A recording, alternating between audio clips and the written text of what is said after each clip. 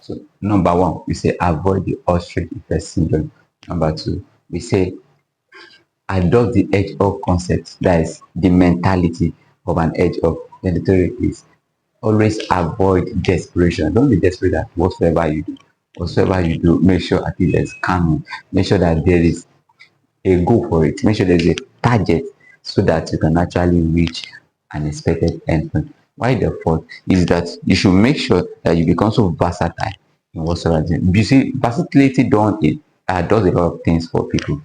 It does a lot of things for an individual. When you think of being versatile, you avoid depression. When this doesn't fail, you overcome it, you go into another one. When that one doesn't go, you go towards this one. So that's what personality actually. It helps a man to build himself over time. It helps someone to build experience. But the third is always seek wisdom. Go for where you can meet your mentors, meet people so that you can actually upgrade from where you are and you can become who you ought to be. So let's go to number one. That is always avoid the ostrich effect syndrome. Now, the ostrich effect syndrome, as you could see, it's ostrich. Whenever they see a problem, even right from afar, you know what an ostrich will do? An ostrich will bury its head inside the sand. And when it buries its head inside, it thinks it's not going to actually become a victim of the problem. But fortunately, or fortunately for it, it becomes a victim over time. And when it becomes a victim over time, the predator feels it right there.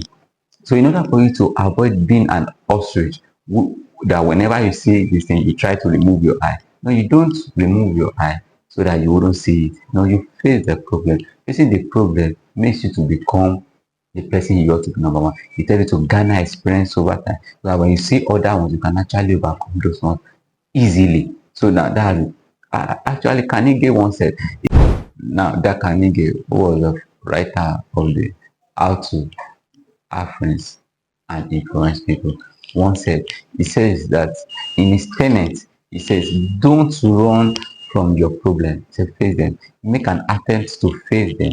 He said, keep trying, and over the time, you overcome fear. And when you overcome the fear fades away little by little. So that is for it. When you avoid the ostrich effect syndrome, you become who you are. You raise your head up in the storm of circumstances. Now, the second point, adopt the edge of concept. That is the edge of mentality. Now, what does an edge of does?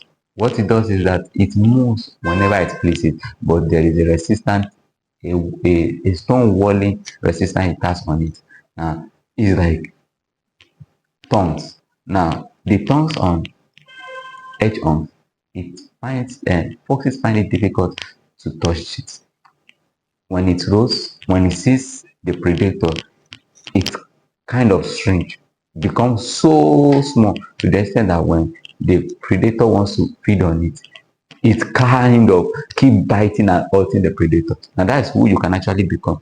You build a stone wall against yourself that whenever there are devices vying against you, coming against you, you are kind of saying, no, no, no, no, no, no, I'm not going for it. I'm not the kind of that. I have a target. Now, when you build your target over time, you become irresistible. In fact, according to what they say tough times don't last. It's only tough people that do. So as you go on in life and you build this edge of mentality, you become so special. You become so achieving. Now, the third one, which says avoid desperation. You see, desperation itself masks a lot of things, masks a lot of. Avoid desperation. You see, when people see desperation, they see the emotions in you. They want to be like, oh, this person wants this desperately, and that is when the charges are into your own detriment. But you wouldn't want that. So being desperate is just like a kid that wants to drive a car at a very young age. That's absurd.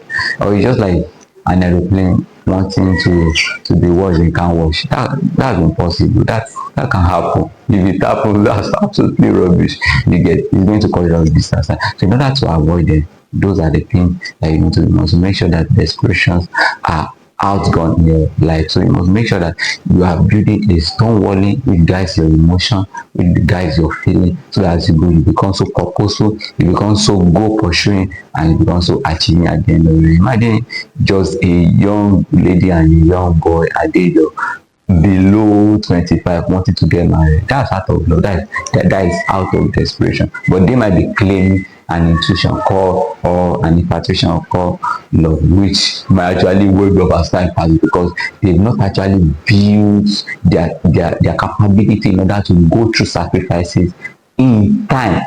They find it difficult as they go along the line. You see, even in other in cohabiting, they find it so hard to live together because they've not grown their emotion, not grown their mental capability, which they need at a very young age. So when I go to the fourth point, which says be versatile. See, when you're very versatile, it doesn't mean that you need to have plan B. No, versatility doesn't mean you have to have plan B. In fact, Thomas Edison was asked that why would he have to go into 1,000 errors before versatility, versatility in its context doesn't actually mean you have to have plan B. In fact, once you have a goal, you have a direction towards it, you are going towards it, you actually reach the end point. But there might be some errors which might be discouraging at the start. But as you keep going, you begin to learn, you move, you sway until you get into the end point. Now, imagine Thomas Edison who had the patents for making bulb. Bulb. He came to a setting, then he met this young girl. He asked and said, what gave you the drive to have actually made the bulb after failing for 1,000 times? He said he never actually failed for 1,000 times. It was only the definition, the public that made it seem so. He said he actually learned 1,000 ways of making bulb. Of course, you can't blame him when he had over 470 patents before he died. So actually, when you actually go through these issues, these traumas, this depressing time of achieving, you might think versatility by having plan B is the best. No, you can still get it into that different, but you try it in different ways and you get to the end. That's why the man himself was talking about that is about Einstein. About Einstein said, he said you can't be on the repetitive mode over and over doing the same thing which is failing. Same say when you do it and it doesn't work, you do it in another way until it actually works. That is it. That makes it to be fulfilling. Why the fifth point which says be wise. I will leave that one with you. You can put it on the comment section, but make sure you subscribe on the YouTube page so that you can keep getting it. So what do you think it takes to be wise? What do you think it means in order to seek wisdom? So how have you found wisdom? How have you gone through life? I want to be the one I will be repeating. So thanks for listening.